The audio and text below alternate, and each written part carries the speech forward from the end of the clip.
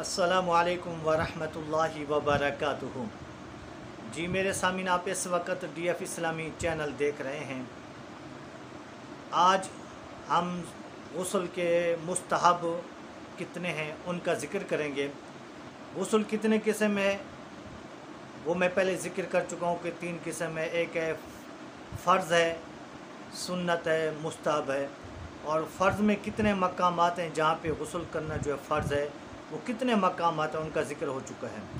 اور سنت کے کتنے مقامات ہیں جہاں پہ غسل کرنا سنت ہے، وہ بھی میں ذکر کر چکا ہوں۔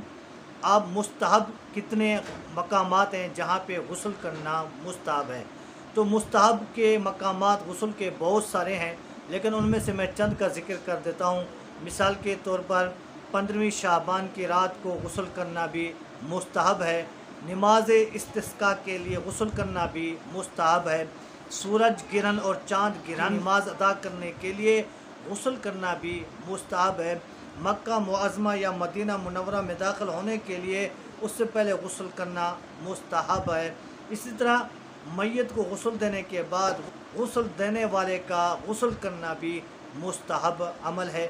تو مستحب تو بہت سارے غسل کے مقامات ہیں، لیکن چند غسل کے مقامات میں نے آپ کے سامنے ذکر کر دیا ہے۔